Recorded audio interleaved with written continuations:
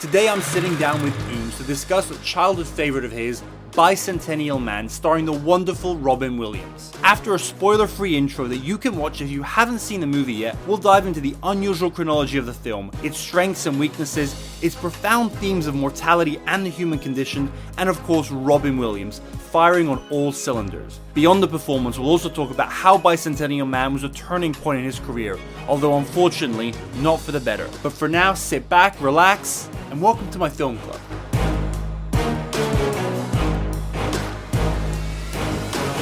First of all, Ums, welcome to Dom's Film Club. Hopefully your first of many appearances. Yeah, thanks for having me. So, we were flatmates for a few years with our friend Thurston, who hopefully will join us on this show one of these days. And when I told you about this podcast, I said, what's a movie that you would be interested in talking about? And we watched many fun movies over the years.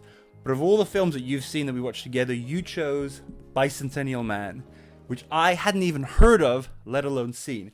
So before we get into anything beyond that, any of the details, why? Why was this the movie of the thousands of movies out there that came to your mind? And even you admitted that you hadn't seen it in a while, so I really want to start there. There was something about Bicentennial Man, like when I first watched it, it was like I was very young, and it was one of those movies where like it sort of complemented the time of my life, if that makes sense. And something about the underlying sort of storyline of mortality and like human emotions and stuff, and I think that really impacted me a lot as a child when I watched it, and it just sort of always stuck in my head. The obvious next question is, what age were you when you saw it for the first time? This movie came out in 1999, so you were... I think it was released in Christmas 1999. I think maybe in the UK it was 2000. And it was funny because I actually spoke to my mum about this before coming on a podcast, and she actually remembered taking me and my sister. I was about seven years old, and it would have been like a birthday present. So it would have been like a happy day, a happy sort of time to. And so you remember seeing it that first time and it making an immediate impact on you? Yeah, I definitely remember like some iconic scenes, which we'll touch upon. Yeah. And then it was one of those, like I watched it and then like I didn't watch it for years. I think I vaguely remember watching it on TV like a few years later, and then ever since then until we spoke about this podcast, that I hadn't watched it since then. So it's one of those movies. It's just like been ingrained in the back of my memory, and it's for me it's quite a special movie. That's a very good background, because this isn't a podcast for experts about dissecting angles and stuff, and we may with certain guests, but what I really want to get to the bottom of is movies exactly like this, that they might not be the best movies ever, but they made an impact on you as a normal person, and analyzing why, because I genuinely believe by hearing someone like you talk about this, it can make someone like myself. So I hadn't seen this movie until we talked about it. I watched it once pretty quickly afterwards, and I liked it a lot, and then was very surprised to see the bad reviews, and then I watched it again in preparation for this. But the fact is, if we'd never had this conversation, I would never have seen this movie, I'd never had this experience, and my hope is that by watching or listening to this podcast, someone can have that same experience,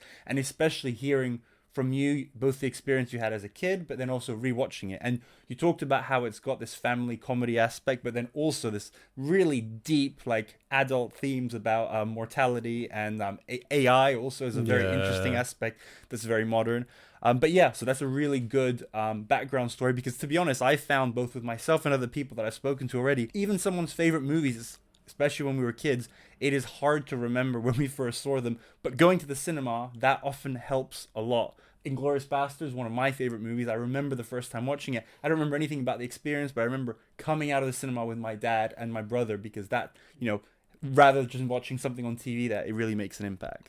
So we've seen when you first watched the movie. So how many times would you say you've watched it? So like first as a child, and then probably like 4 or 5 times, up until now. Yeah. So you said you were 7 or 8. How aware were you of Robin Williams at the time? Yeah, I would say I was reasonably aware. I mean, like, our sort of generation, we sort of grew up with like Disney, and like obviously Aladdin was like Robin Williams is like Aladdin, Mrs. Doubtfire, Flubber, even though it was critically panned. I remember watching that movie loads. People our age, like Robin Williams, is definitely top of mind. Exactly. We like to do kind of what we're doing now, an introduction with pre-spoilers, so where anyone can watch this and maybe decide to pause and go and watch the film. So how would you describe this movie in a couple of sentences, but without, like, I guess the premise of the movie, without spoiling it? It's a movie which follows the story of a household appliance / android called Andrew. This robot, he develops special human-like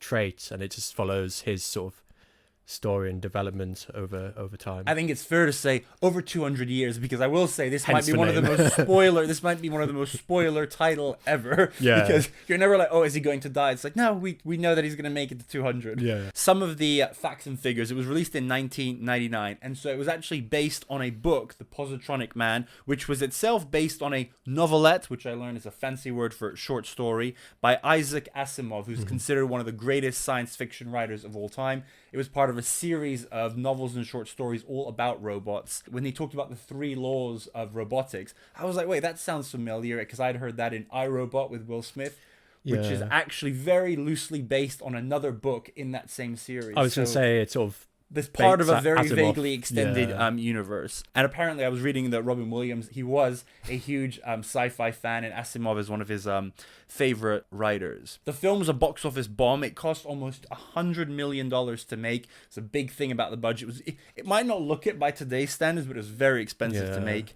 And it grossed 87 million. So, you need to more than double your budget to be profitable. So it was seen as a catastrophe. It was not critically praised. I like to ask people to guess. What do you think the Rotten Tomato scores were for review and audience? So and you can try and guess too. I think from the critics' perspective, it's probably quite low. It's probably like a 35-40%. 37? So Okay, then 35 to 40, exactly 37. I think, and the audience? especially based on like my experience of the movie, I think like it's probably rated higher, maybe like a 60-55%. 50. That's 50. that's Okay, a good guess. yeah. And then interestingly, it had 6.9 on IMDb, which I'm more of a Rotten Tomatoes than IMDb, but that's a good, that's a decent score. I mean, like when I always decide to like watch a movie, like my indicator on IMDb is like if it's like above like 6.5, that's normally like a relatively safe bet. It's gonna be like. My sense is that people tend to use IMDb in perpetuity, whereas Rotten Tomatoes is much more in the moment, so it's much more heavily based on what people thought at the time. And I think over time, as we'll discuss, this movie is a lot more beloved. So I'm sure its IMDb score has increased over time. It did have an Oscar nomination. Can you guess what it was for? Yeah, I did actually. Yeah, it was Best Makeup. Best Makeup, yeah, which is, I was just watching a video because I'd read that he was in the suit, and you hear that and you don't really picture it, but I watched a behind the scenes video of him. They really built the suit on top of him, so that whole first half of the movie, he is really in there the whole time. So fair enough, I guess that's costume and makeup. So the final question before we hit the spoiler line is, who would you recommend this movie to? What sort of person and what sort of mood would someone have to be in for you to say, watch Bicentennial Man? In terms of mood, I would say you have to be in quite like a relaxed, slightly melancholic sort of mood. I sort of picture it as like, it's definitely a weekend film, but like when you've had like a really upbeat, active like Friday, Saturday, and you need something on a Sunday just to like bring it down a bit and have a bit of like, tug on the emotion strings a little bit. I love that. Agree 100%. So it's definitely like a Sunday evening after like a big Sunday lunch. Maybe like, it's starting to get a bit dark outside and you want to like chill out. Revisit your childhood a little bit, but also have a bit of a think. Have, as you say, the heartstrings pulled. In terms of like the target audience, I always sort of struggle to like pinpoint it exactly. You could argue it's like a teenager, young person sort of movie, but also like a mature audience as well. I disagree on the teenage. I think it would be like a young, so over not child. Like I don't think enough happens and it's not funny enough for it to be like for a 6-7 year old. But I think maybe 8 to 13, 14, it's got enough for it to be like a kids movie. I think teenage, I think it's kind of, it doesn't fall into that category. You either need to be very young or you need to be a bit older to, especially for a first watch. I think it's very much. Right, I think it's very much even though I hadn't seen it very much a film of our generation. Like people like us, so millennials. For me, seeing Robin Williams in this role, I mean, this is the magic for me. Again, I keep saying it. Who hadn't seen it is discovering that there's this whole movie of Robin Williams just being so Robin Williams for 2 hours. It was like finding this thing that I didn't know existed, and that was like quite touching. So anyone out there like me who didn't know about it or hasn't seen it or has forgotten about it, I think just being able to see him in his element at a very interesting time of his career, it is just very touching. So I think you need to have that, for someone to watch it now. If you don't know who Robin Williams is, first of all, shame on you. That's not for you. But yeah, I think it definitely is like, it's a quintessential Robin Williams movie. to some extent, it's like almost like a hidden gem. Yes, because people always exactly. think of like Doubtfire, Yeah. then there's but slightly more serious, like Matt Damon, Goodwill Hunting. Goodwill Hunting, and yeah. the more serious Which, ones. well, we'll talk more about this in the actors, but this comes very soon after Goodwill Hunting, and I'm going to argue I think this movie, I'm not saying this movie caused it, but it is really a turning point in his career. Kind of, he's hit his peak of Goodwill Hunting, and honestly, it's kind of downhill from here. But more on that in the actor section. So, with that, we're going to hit the spoiler line. So up until now, we think that we've kept this quite surface level. Hopefully, we've given you enough information that you say, hey, I'm going to pause this. I'm going to go and I'm going to rewatch this because I haven't seen it in 20 years, or watch it for the first time, and then come back to us afterwards to see our thoughts and see if you found the same thing. If you want to find out more, you can keep watching. But from now on, we will be discussing everything, complete spoiler. So you've been warned. So I like to start after the spoiler line with the entertainment value, because for me, this is the foundation of any movie. Everything after this can be mediocre or even crap. Like, there are movies that are just terrible, but they're entertaining. Maybe they're really funny. Maybe they're like, it's action, it's like explosions and everything, and it's great to just put on in the background. So what entertainment value, what types of feeling do you think this movie gives kind of at a basic level?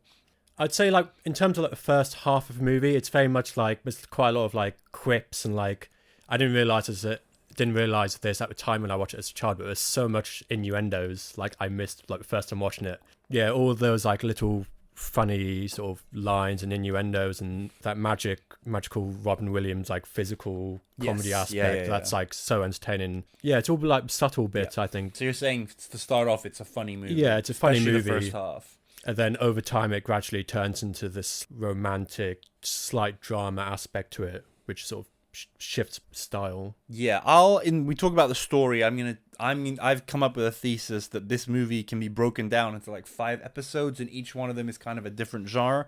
But yeah, it makes you laugh. It's moving. It makes you think. From quite early from the start, you start thinking about his position in society, but obviously, especially at the end, where it basically almost becomes like, you know, a high-end drama about, like, you know, as you say, mortality and what makes a human and everything. It gets quite deep. It gets very deep. That's where I can imagine a child the last half hour being like, what? Well, the last 15 minutes being like, what is going on here? Yeah.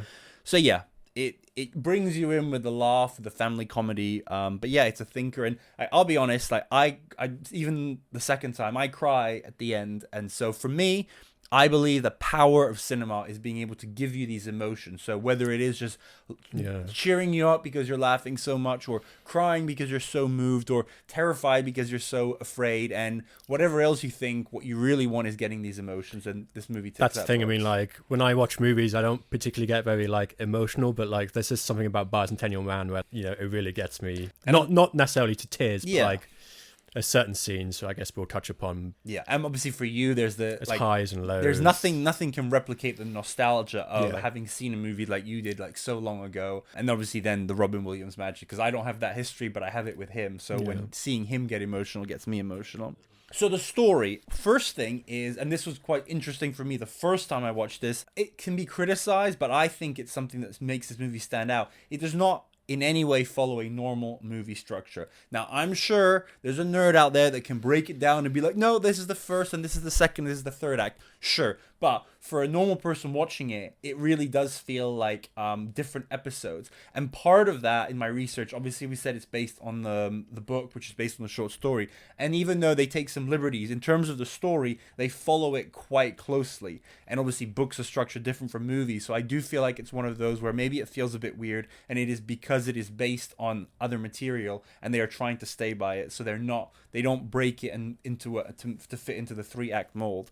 And it is a bit weird, but it's an interesting ride, because it's the first time you don't know where you're going with the story. Yeah, I mean, a big part of the story as well is like the big chronological jumps, which I think that it's hardest to do that with like the typical 3-piece sort of mold. So absolutely. That definitely like not complicated, but definitely sort of makes it a bit sort of different. Yeah, I don't think it complicates in the sense that it confuses, but I spent way longer than I should have last night building a spreadsheet trying to figure out the chronology and how old people are and whether it makes sense. Some people say it doesn't make sense, but they don't say how old Portia is at the end, but I've figured out how old she is. There's definitely some bits of like the chronology. I think if we discuss like certain, it's not, I wouldn't say we're like plot holes, but there's certain things I would mention later on. I don't think it's a plot hole because they fix it by her making an offhand comment about saying, oh, you've given me this elixir and you've changed. And obviously all of his discoveries have helped her live an extremely long time. And to me, that's the thing about, as long as the scriptwriter is addressing, like, listen, we know this doesn't make sense, and you get one throwaway line which says this is why, I'm like, that's fine. It takes place over a really long period of time, but also we only actually, because he's a bicentennial man, but most of the movie is only taking place in his first 60 or 70 years. I think literally over 100 years of his life takes place in the last few minutes of the movie. But yeah, the thing about the story, and I'm curious whether you remember feeling this or rewatching it maybe, that you start off the first time they go revisit the robotics company, and there's the whole thing about how they don't like the fact that he has consciousness and stuff. And I'm like, okay, so this is going to be like your cliche movie where the dad is going to protect him, and then the evil company is going to come. I wasn't thinking about the title at this point. They're going to try and capture him, because there have been a lot of movies with whether it's robots or whatever, where there's just an evil company or the government who are trying, and they're going to take you, and they're going to try and take his mind and wipe him. And then it just jumps forward 20 years, and it's like, oh, okay, we're not, like, the company doesn't even exist anymore. So that was like, okay, this is going to be something different. I think that's the thing, like, the first time I rewatched the movie, what's the company? It's like Northrad or like... Yeah. There's pretty much like two main scenes where the first time is where Sir and Andrew go to the boss. Yes. And they say, oh, Andrew's displaying all this, like... Yeah, and they're like, oh, we can reprogram him. Yeah, and then the second one is like, when he gets injured and they go to repair him, like... The first time I rewatched it, I thought those were like, for some reason I thought it was quite clunky in terms of like as a overall addition to storyline, but like having rewatched it a few times, I think it works relatively well to like condition the rest of the movie. It does. I think it's good because there's actually, you spend most of the movie inside the family. Yeah. And then this is like, no, this is what the rest of the world thinks about, because especially given this movie is old, we have all these conceptions now and ideas about robots and AI and stuff, but it's important for the movie. And so these are based on books which were written in the 70s, so way before the movie was made. The way the world saw robots back then in the books and in the movies is very different to how we do. So it's important to be like, no, this was not seen as a good thing. He refers to the Andrew as it, and like it obviously has like a malfunction. It's like, it's that conditioning to like set that universe, how people in that universe sort of perceived robots. And there's a lot of themes in this, like we talked about mortality, but slavery, even though it's never explicitly talked about, is a part of it. They talk about freedom, but obviously the insinuation when you're not free is that you are like a slave, and obviously a big part of that was being seen as property as opposed to a human being. So here are my 5 episodes that I broke it down, and they actually quite succinct. So the first 23 minutes, and then there's another 13 minutes, the beginning and then becoming part of the family. So the beginning is just the introduction, here's the robot, this is what he does, and then it's when they realize that he has the emotions and he becomes more than just a servant. So that kind of becomes the first of 30-40 minutes, and that's just very, there's a kid becoming attached to the robot, she teaches him to become human. That's just your classic family comedy, and that's where you think, okay, and there's going to be the evil corporation, and this is the movie. But then him falling in love with, well, basically having feelings for the grown-up little miss, then it kind of becomes a bit of a rom-com. The whole him loving her, and she obviously has confusing feelings about him, and will she marry the other guy? I love that scene where Little Miss goes to a basement and she's like, oh, she's talking about her fiance proposing to her, but she's not sure, and she's like, but what if there's this like other guy, and like I don't know, like if like Andrew sort of understands like she's talking about him, but like I think that's like a really good scene in terms of like the first bit of like romantic sort of. And it's a bit weird because you think, okay, we've changed gears, now it's going to be their love story, and then she gets married and we just jump forward again, and you're like, well, that was a bit strange. So then we have what I call the adventure section. So it starts off with the scene on the beach, which is 12 years later, where Andrew is with Little Miss and her children, Andrew and the other little girl, and then it starts talking about the freedom. He gets the freedom. The dad sort of exiles him. The dad dies. He goes off looking... That's the scene which like really gets me when the dad dies. Not necessarily, I don't know. It's just like because he treats him so well, and he's very like considerate, and he's like an actual father figure to him, and he like teaches him all about humanity. And then when that scene, like that's one which like really gets to me. Like I think it's just like really nice. There's a lot of analysis about the themes of the relationship between Sir and Andrew. A Pinocchio type story, obviously with Geppetto making him into a real boy. There's a lot of parallels to that story. And then there's also a Greek tale of a sculptor falling in love with his sculpture, which is called Galatea, which is the name of the robot that the inventor has later on. So that's a direct reference to that Greek myth. It's really, I mean, obviously it's sad that he's dying, but it's also sad that the last 20 years of his life, he didn't have any relationships basically with Andrew, because he'd said he didn't want to see him after he gave him the freedom. That's a thing which also like I think adds to emotion. You know, that scene where Andrew asks for his freedom, like he's obviously really pissed, but like he sort of realizes that the right thing to do is to grant him his freedom, and not necessarily grant him, but like to let him go his own way. He grants it. He doesn't take any money, but then the definition of doing something begrudgingly. And I think that is quite like an underrated scene, one where Sir's talking to little Miss, and she's like, Sir says to Little Miss, you know, it was you who put this idea in his head, and she's like, no, it's actually you. You know, you fed him all these books and stories, and it's not like a Hollywood blockbuster line, but like she says to him, like, you know, you fed him all these books, and it's because of you and Andrew's abilities that he's as ever bit as complex as we are. And I think that's like a really, really nice line. It's not super emotional, but like I think it's like a nice like transition into his like freedom part of the story. 100%. And I do think that when he starts talking about freedom, that is the first time it's like, no, this actually is going to be a serious movie, because up until then it is all a bit like silly. At this point it's like she's married with kids. There's no more even like that scene on the beach where when he starts talking about the freedom, there's no more like flirting or romance or anything. We're past that, and he's like, now let's start talking about grown-up stuff. I want my freedom. So he gets the freedom very quickly. Time goes by fairly quickly in the film. The Sir dies, and at that point he decides to go off and find the other robots. Again, this bit, it feels a bit shoehorned in. It doesn't serve a huge purpose of him going out and finding these other robots. Like they could have done it with a couple of lines of just that there are no other robots, but this is clearly an important part of the book, so they were like, we need to show this.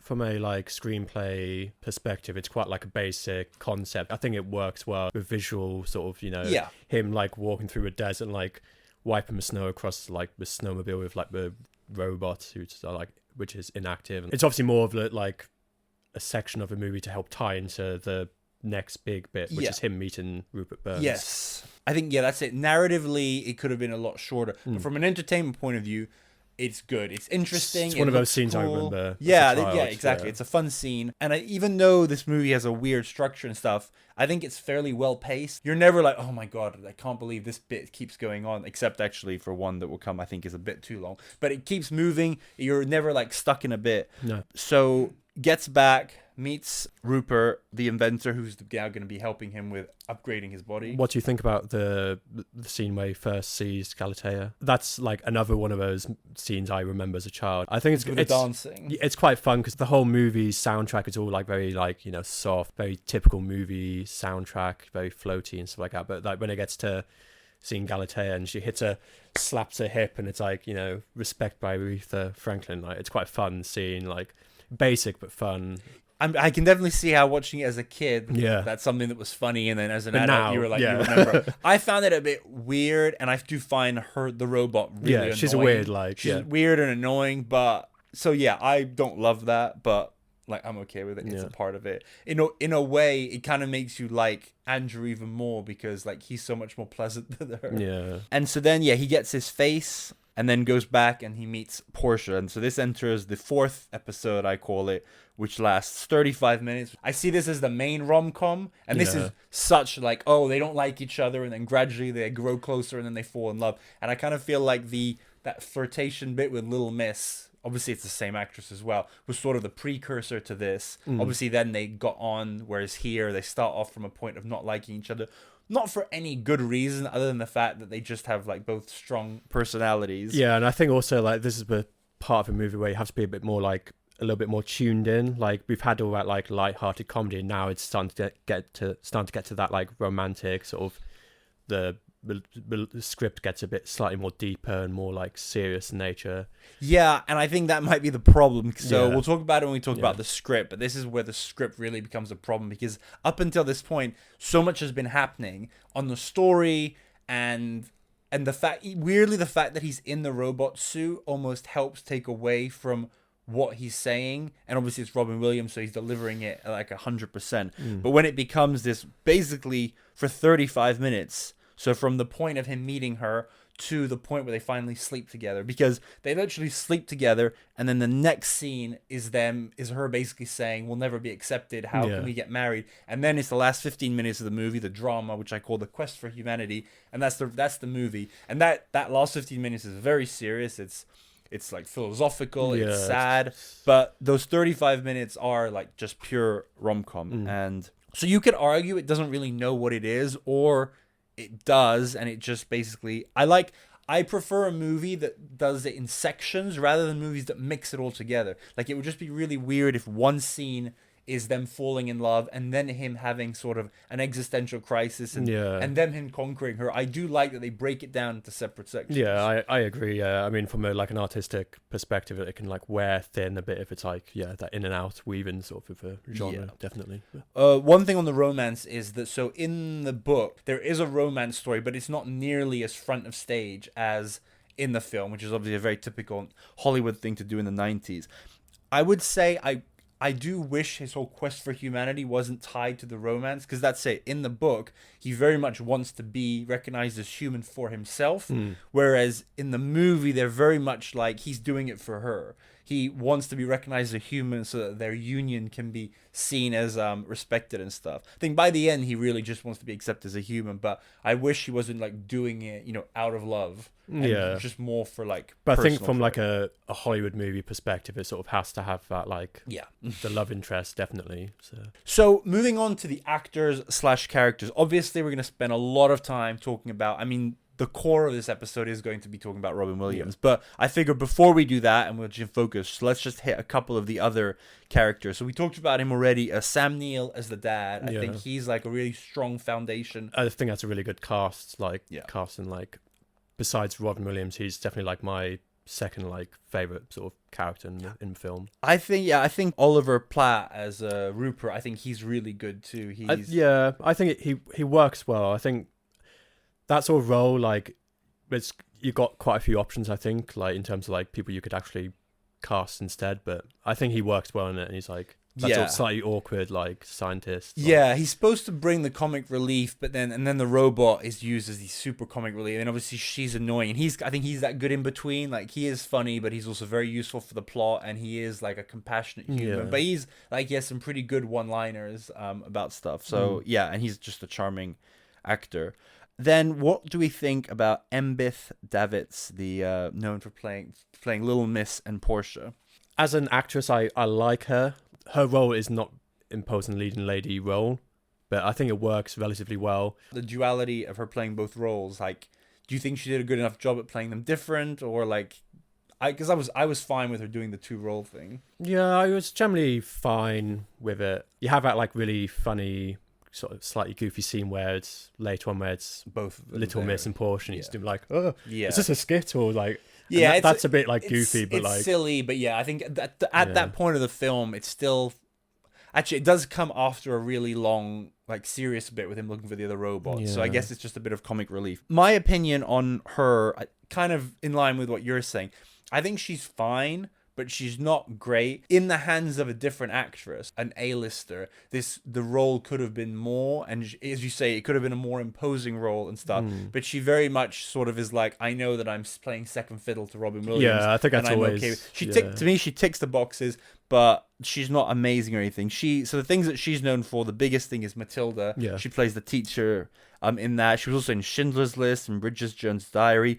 She's a solid supporting actress, and the fact is she's never been a starring. She never was, and she never became a starring lady. The sort of actress always plays that empathetic, sort of very supportive character. It's fine, and we'll talk about this in the recasting, about whether, like, if you were to recast it, whether you would put someone who's similar, nowadays modern person who is a second fiddle, or if you could put someone that is more front and center, more starring lady material, and whether that would change it. But anyway, that brings us to Robin Williams, the heart and soul of the movie. The man, the legend, and rest in peace. Yeah, I think we said in the beginning, this is such a great, like, in terms of the movie, it's such, and the material, this is such a great Robin Williams movie. Oh, yeah. Because it just allows him to do so much. On IMDb, there's like one of the factors, like they had like a big list of names of actors they considered, and like I was looking through them, and it's like, it's no, crazy. even like we had big names like, oh, Robert De Niro and Tim Allen and Jeff Bridges. Literally can't imagine any of them be able to do like with funny quips, but like physical comedy. It is like a definitely one of a kind type. That was one of my biggest shocks in the research, was finding out that they did consider so many people, because this feels like it was, obviously the material existed, but this feels like it was built around him. Such a difficult role to fulfill as like I think in the list, there was Tom Hanks and Tim Allen, which I don't in any way think it would have been a better movie, but I'm like, it would be a different movie, but I could see it. But then, I mean, like if you had to choose, like if Robin Williams said no and they still wanted to make it, like I guess Tom Hanks would be like probably the logical big name. You could probably do that like some comedic sort of with comedic factor aspect to it, but yeah, Robin Williams is just irreplaceable. Really. Yeah, there are actors who are funny, and there are actors who are very good dramatic actors, and he just has that perfect blend. I can't think of anyone who is so good in both things. Like, you think of like all the great actors, someone like Tom Hanks, obviously like one of the best actors of his generation, and he's funny in Forrest Gump, but like, you know, he's never done stand-up comedy. He's not like Robin Williams started off as a stand-up comedian. He is a comedian in his blood. He's a comedian who happens to be a really, really good actor. And like I was thinking about this the other day, like in terms of like other comedy actors, Jim Carrey like do that like super hyperactive, really funny sort of crazy guy, but like I don't think he could do as well in terms of like the sort of the romantic drama type sort of work that Robin Williams can do. Jim Carrey can tone down the goofiness, let's call it, when he has his serious moments, but he can never turn it off.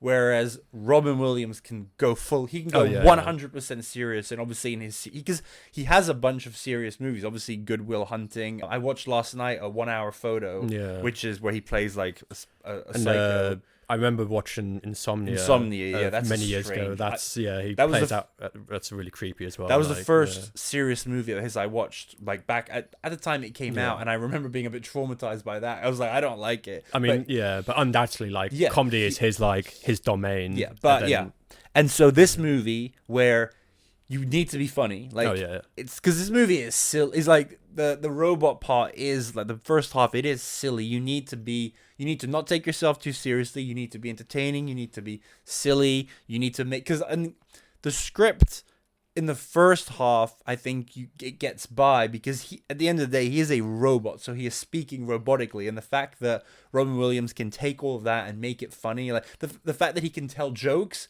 in a monotone way and make them funny. Oh man, the breakfast scene where he's like, "Can I tell you some jokes?" Yeah, apparently like, he made all those up. Yeah, he ad-libbed them. Yeah, which is not entirely surprising. Definitely, as a child, like the last joke about like a patient walks into a doctor's and the doctor said, "Oh, can I numb your breast?" And she goes, "Oh yeah, sure, num num num num num." As like a 7-year-old, I would have definitely flown over my head. Like, those like those scenes were like they're just it's that like little bit of like stardust to a character, which many other actors couldn't really. Yeah, and then I'm sure there are funny actors that could do all of this in the first half, but then you wouldn't take them seriously when it got serious. And especially the end, that 15 minutes of him like finding his humanity and. Can I say also? I mean, like we sort of touched upon like how it was nominated for like a makeup Oscar nominee. Robin Williams was about 48 at the time. Yeah, he looks like really good for 48. I thought that. I think he's like for a guy who like. He had like cocaine addictions and like drug addictions, but like for 48 at the time, like he looks like super young, like really nice complexion, and like I especially we've seen where he carries his head on that's like he looks so like he looks like that should be the picture that sort of he's remembered at, because I think when you see him younger, you're a younger version of Robin Williams, but you sort of need to grow into yourself. I also like how they sort of like an inside joke at the time, when he's molding his face, he's like, "Oh, so what age do you want to be?" He's like, I'm actually like 62. I think how about we say like 42? And it's actually like 5 years less than he is in real life. It's like that sort of like fun sort of meta sort of joke in it. When you saw it as a kid, you'd obviously seen him in the other stuff, but I guess you weren't really aware of like the trajectory of his career. But the fact is, he was 2 years off Good Will Hunting, where he had finally won his Oscar after being nominated 3 times for Good Morning Vietnam, Dead Poet Society, and The Fisher King. So I think you can argue that 97, so Good Will Hunting, is the high point of his career. He's the funny man. He's had critical success. He's had box office success. And then he's sort of like he's not, you can tell when you look at his IMDb that he's not really sure what to do. And a movie like this, which combines the humor but also the drama, that's kind of the sweet spot that he was trying to kind of fit in. But this is one of the few movies where I think it actually combines those two. And if you just look at the rest of his IMDb, it's one or the other. He either takes these really dramatic roles like 1 Hour Photo, which is a good movie, but it's not fun and it's not remembered. It's just a very serious, dark role of him as like, it's almost like he has to be either the lovable funny man or he needs to be a psycho, like in Insomnia. Yeah, and I think from like children, sort of young teen audience, I mean, like after like 2002 and onwards, like the only sort of really fun child movie I could think of was like Night at the Museum. Like he plays Theodore Roosevelt. And I think that was his last like. The movie was okay, but like his role in it was quite good, I thought. But it was fine. Like those aren't good movies. No, they're fine for kids. They're a good way for the next generation to discover him, and I think they serve that purpose. But I did some stat crunching here. Oh, nice. I looked at his entire filmography on Rotten Tomatoes, and for his career, 34% of his movies were fresh, which I can't tell you what it is for other actors, but to me that's not a great score. Obviously, fresh is a high bar. Like it needs to be 60 or more, but only 34 of his movies were. But before Bicentennial Man, we're not counting Bicentennial Man here. Before, his score was 46. So 46% of his movies before Bicentennial Man were fresh. And after Bicentennial Man, it's only 22%. Mm-hmm. So the only movies after Bicentennial Man, so between 1999 and 2014 when he passed away, the only fresh ones were Insomnia, 1 Hour Photo, and The World's Greatest Dad.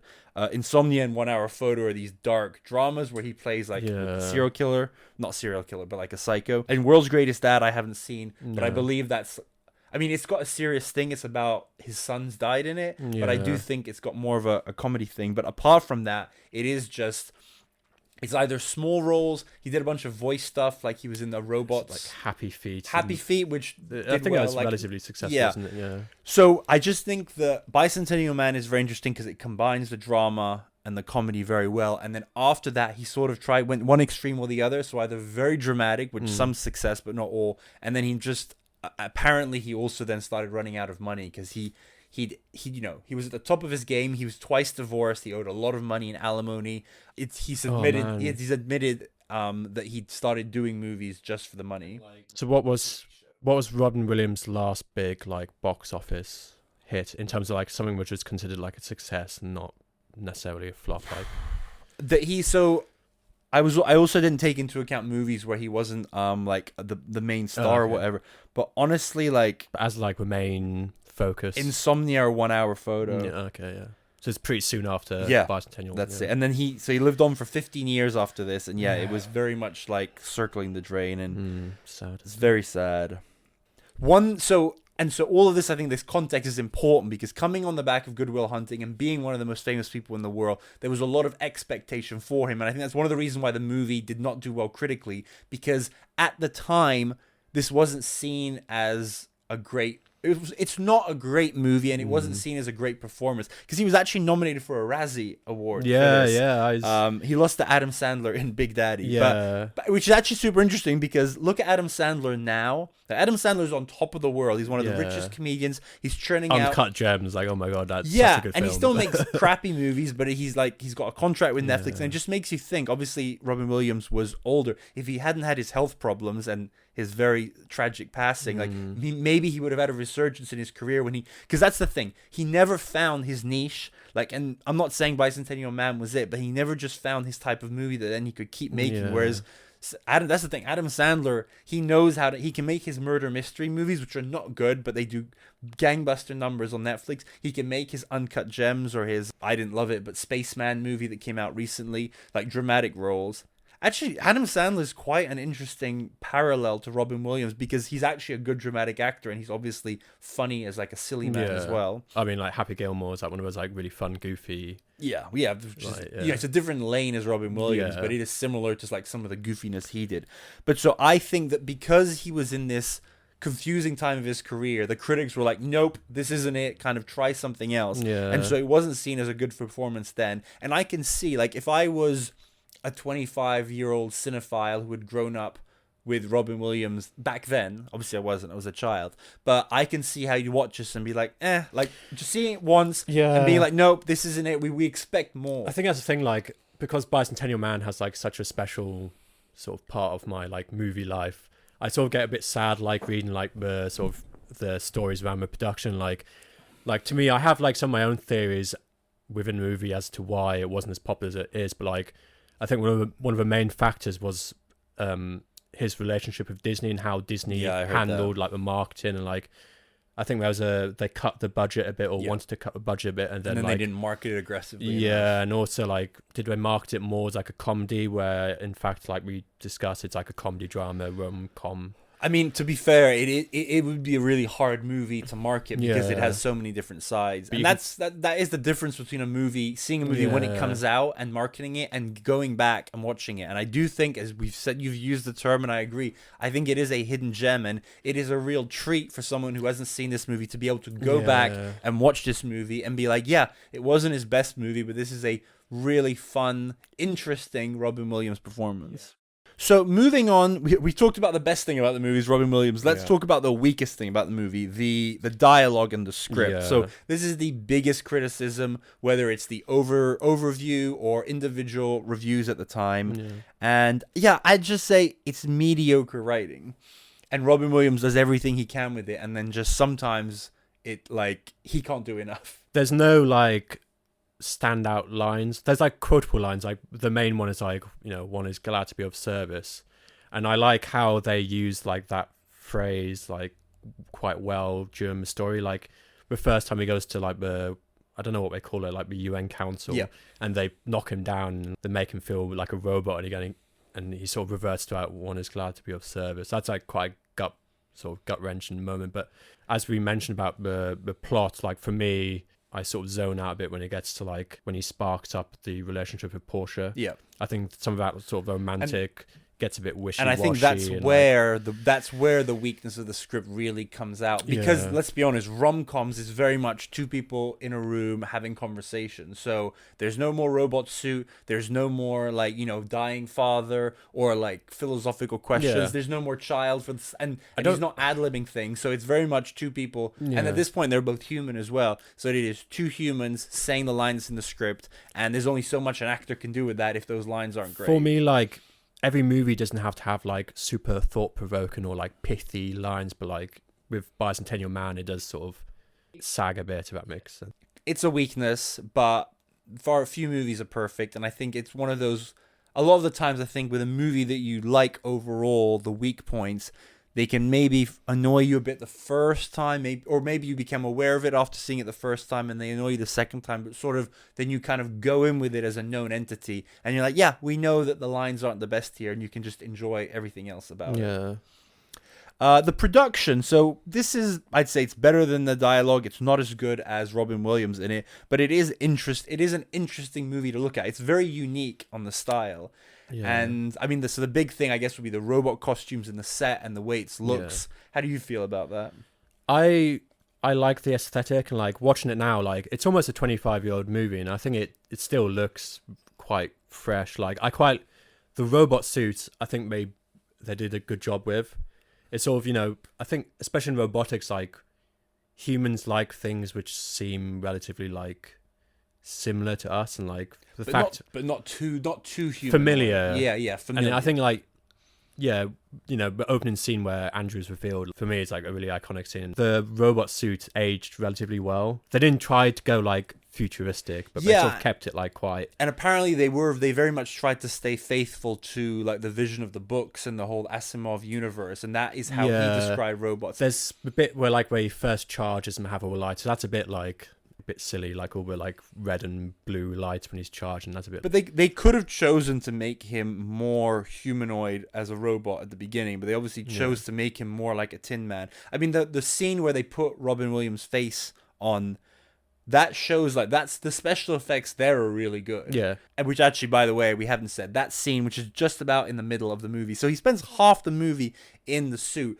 but that bit, as someone watching this years after he died, that first time you see his face, it just like actual chills when you see him open his eyes and stuff. I guess from like, I'm not a special effects expert. From a special effects standpoint, that's probably quite a relatively basic scene to shoot in terms of like the complexity to have his face superimposed on the.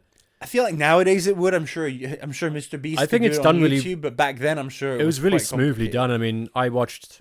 It's slightly different, but like I watched Green Book recently, and the actor's face is like superimposed on the guy playing piano, and that was 2017, and you can like tell it doesn't really work well with that scene where he's like being carried and he like drops him, like it's really smooth and it's well done. The scene where he's like molding his face, I think you can tell it's quite simple to do, but like it works well. Yeah, I think it all works. And I think one interesting is someone today watching this was like, oh, this like looks old. And again, it's not that this is the best that we could make a robot look back then, but it was an artistic choice to make him look this unique way. And also his body shape really suits the I mean, that's probably they needed him to actually, Robin Williams' body to actually fit in the suit. Yeah, we mentioned earlier about the list of like other actors. Like I couldn't imagine like a Jeff Bridges who's like quite a big guy, or like someone else. Talking of like production, you mentioned like sets, that house, man. There's just something about it. It's something like it's just really classy. And McGarden, that's a great scene as well. McGarden scene where talking about special effects where he projects Sir's wedding dance. It's super basic like special effects, but like it's super effective because he's like it's projected on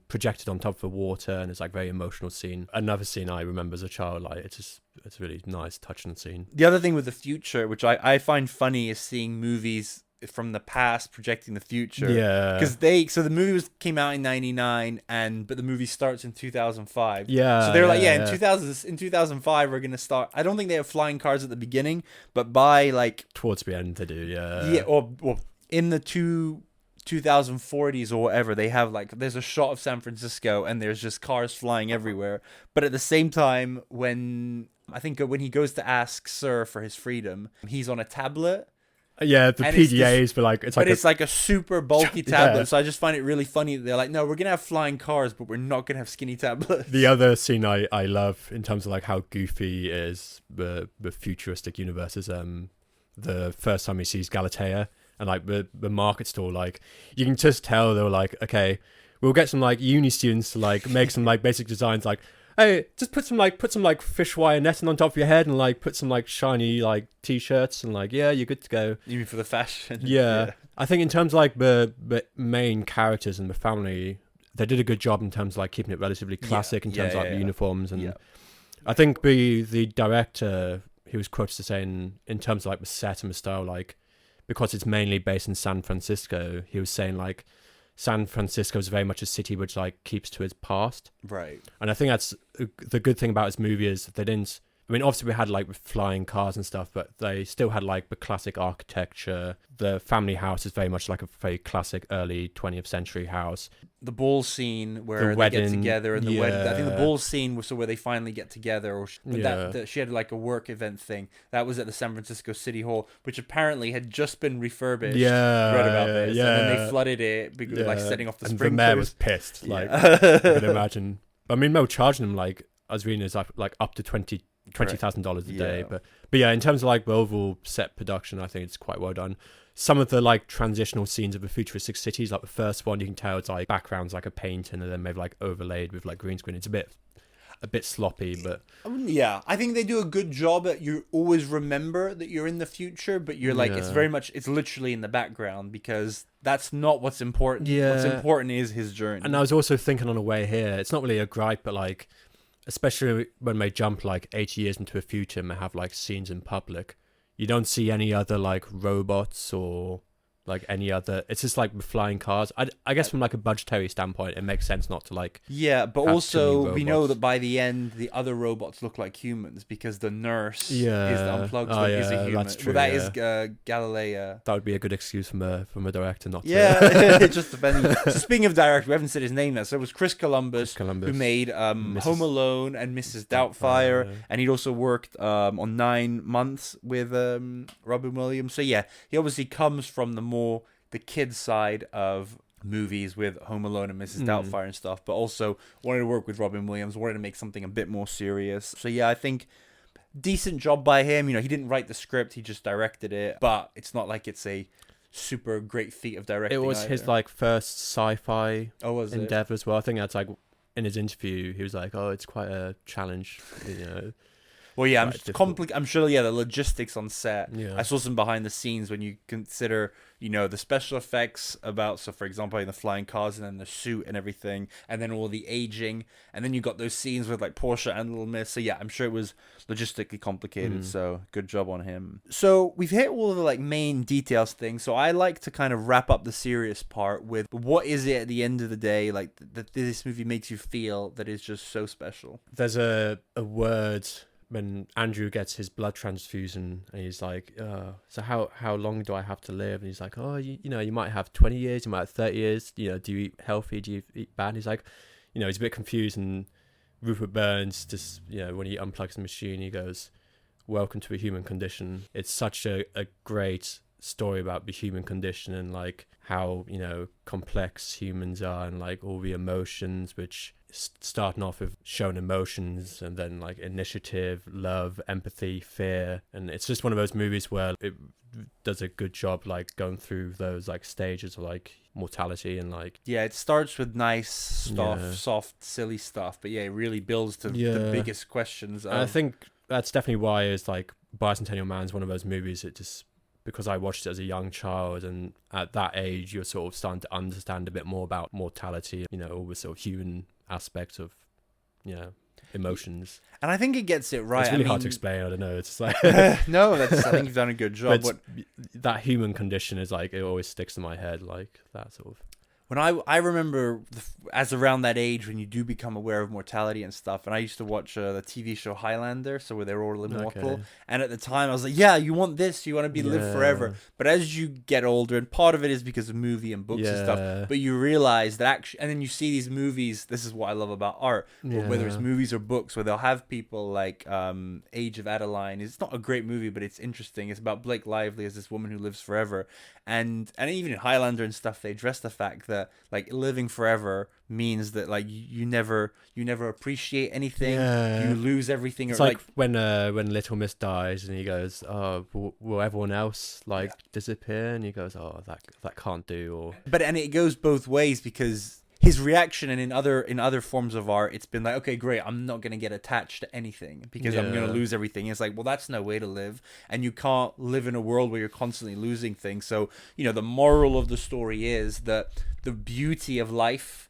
the thing that makes us human, is our mortality. The fact is we're only on this rock for, unfortunately, probably not 200 years. I don't know if it's just me, but like we obviously touched upon like why the movie wasn't quite as successful as, you know, people would hope for it to be. To me, like, I think there's some aspect of it touching upon like death and like come to an end. Like, I think that's might have been like a little bit as to why the movie wasn't quite as like well, because like people, especially nowadays, like people are quite like, they don't like talking about death. They see action movies where people get blown up, but like when it comes to actually like a deep, meaningful like movie about death, I nothing lasts forever. I totally get what you mean, and I think as a kids movie blockbuster, it was impossible to market this as like a philosophical movie about the human condition. So they obviously didn't.